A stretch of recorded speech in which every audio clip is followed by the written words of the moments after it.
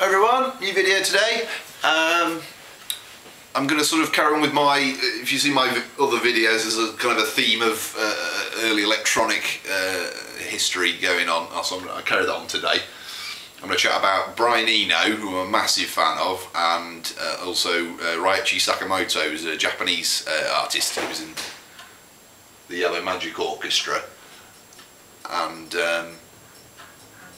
a few of the things he was doing, and a couple odds and sods as well. So the first thing I'm going to do is chat about Brian Eno for a bit. I managed to pick up a few versions of his early albums, a few different weird versions, and this is the first one, his first album, Here Come the Warm Jets. This is a Polydor version, second run on Polydor, and this is probably my favourite Brian Eno album, I would say.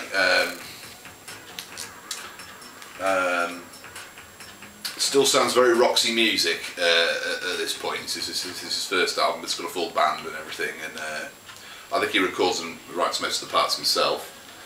It's got some wonderful tracks on, like Baby's on Fire and the title track, Here Come the Warm Jets. It's a great song.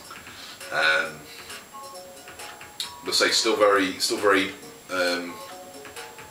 Roxy music, still very sort of glam rocky, not glam rock, but you know what I mean, still very Roxy music-esque.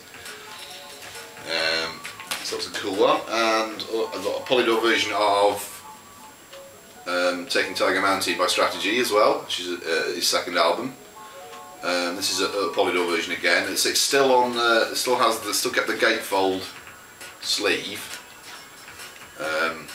So I don't think this is not quite as good as Warm Jets. It's still a very good album. I think I prefer Warm Jets, but so it's still very similar to Warm Jets. Still very Roxy music kind of sounding there, I would say. It's a cool one. And the other one is his third album, Another Green World. And now this is the one he starts to change very slightly. You can hear he's going very slightly more wacky here. Like it's don't get me wrong, it's still very musical, still very sort of standard music format, but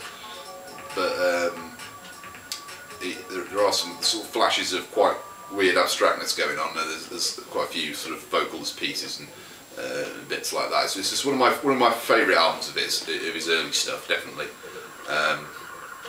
And this is a really strange copy as well. I'll tell you why I picked this up. If you look on the back here, this album was originally on Island, and as you can see the Island logo here at the bottom, and where the Island serial number is, you can see under the sticker there's a sticker that's stuck over it. It's a Polydor sticker with the Polydor serial number on. And if I just take the actual vinyl out to show you, you can see it's got a Polydor label, centre label, but the matrix numbers in the run-out are the original Island numbers with the original Island carvings carved into the wax. I can't remember what it says. There's a little phrase carved into it. Those quiet evenings or something like that, it says. And the label in the middle looks a bit sort of fat as well. It looks almost like they've stuck a Polydor label over the original Island pink print label as well, which is a bit weird. So I thought it was quite a bizarre copy, that, so I thought it was worth a go. It sounds fantastic, like it doesn't sound, it sounds like an Island copy, not a Polydor copy as well, so that's quite cool. Yeah, so I'll say that's probably my second favourite album from his early stuff. And the next one was, the last Eno one I picked up was Discreet Music. This is a copy on Obscure. You can see there, Obscure. This is when he began his ambient stuff. This is so people talk about ambient music. This is the ambient album. This is, for me, this is the album that invented ambient music as a concept, really. And it's got a wonderful diagram of the back of the equipment, the setup, and how it was made and everything. It was sort of set up using equipment, and it sort of play itself really with sort of very minor adjustments from Eno. You would run something into it, and it would come out the other end sounding all Eno-fied and ambient. and it's got a lovely description of the whole concept on the back and everything. I think Brian Eno was very more interested in the sort of process behind making music rather than the finished product, which is quite a weird way of working if you think about it. This is an absolute landmark album in terms of early electronic music. If you haven't got it and you're interested in electronic, buy it. It's absolutely essential listening. Very, very famous piece. I'd put that in. That's one of the most important electronic albums ever, I would say. Definitely. So that was a nice copy of that. So the other person I'm going to chat about is Ryuichi Sakamoto, and if you've heard of the Japanese band, the Yellow Magic Orchestra, they were an early electronic Japanese band. This is an album I had already. I thought I'd show anyway. I've been wanting to fit it in somewhere. I wasn't sure when it was going to crop up, but I think now's a good time to throw it in.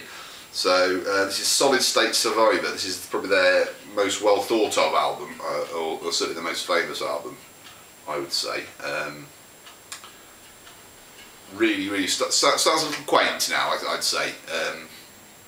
It's aged a little. It sounds a little like sort of old computer game music now, which was made in 1979. But it's really quite sort of charming as well. It's got a really charming quality to it. If you look at them on the cover and on the back with the red jumpsuits, they really do look like the Japanese craft work, really. But I do really love this album. I love the Technopolis and Rydeen and the tracks on it. Like if you look them up on YouTube, they're absolutely fantastic tracks. Their videos are awful as well. They have really crap videos, which is pretty funny. But I really rate this. I think it's a fantastic record. Really quite cool. So Ryuichi Sakamoto started out in the Yellow Magic Orchestra, and I managed to pick up a big stack of his sort of solo records in one of the junk shops in Bangor. The first one I got was this one, a real find. This is his first solo album, B2 Unit. I've got it on in the background now. I don't know if you can hear it at all. Very wacky, very abstract. And his music's got it's this weird quality where it sort of manages to combine very avant-garde electronica, but it's got a very heavy twang of traditional Japanese music to it as well. So it does sound Japanese. Definitely got a very Japanese sound, quite cultural, really, if you think about it. Like, I see he was one of the first real proper electronic pioneers in Japan for electronic music, definitely. And he was very successful as well. He went on, he's still going now. And the YMO is still performing, and he still performs. He's had a very long, very successful career. There he is on the back there, you can see him there looking quite young, and we'll see how he ages over the next few albums. The next one I got, there's a little bit of a gap. These ones are a little bit later. This one's 1984, called Illustrated Musical Encyclopedia, and this is a kind of the Western release of the Japanese album. The original version was a lot longer. I think it may have been a gatefold, a double album even. The original track list on is a lot longer than this one. So this is the sort of shortened Western release for Europe and America. And this is on, I can't remember what, 10 records, I think. Yes, 10 records this is on.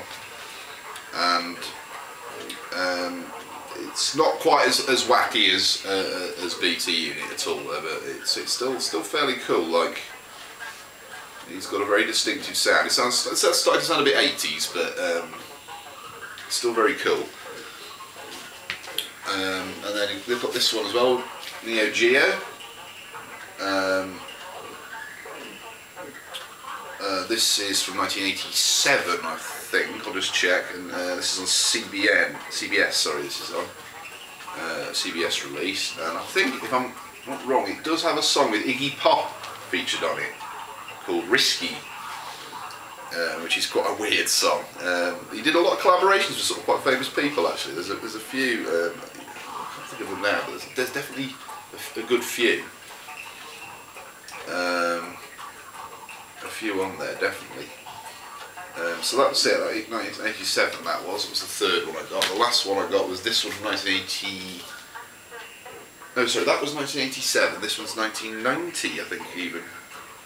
can't see the date on it. I think it's about late 80s or 90. This is, I can't remember exactly. This is called Beauty. I'll turn it around so you can see the back cover. You can see how he's a lot older there than he is on the cover of B2. This is on Virgin.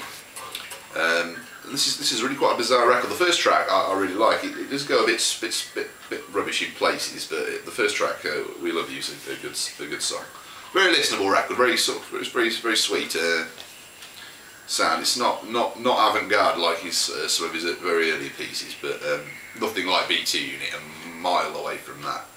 Well, that was quite a weird one. I've never seen it before, so I grabbed all of those. Oh, and the other one I got was this one, which is not Sakamoto. This is by an artist called Tomita. I thought he's another Japanese artist. I'll throw him in anyway, just for a nice bit of electronic memorabilia. This is called Pictures at an Exhibition, and you can see him on the back there with all his Moog synthesizers.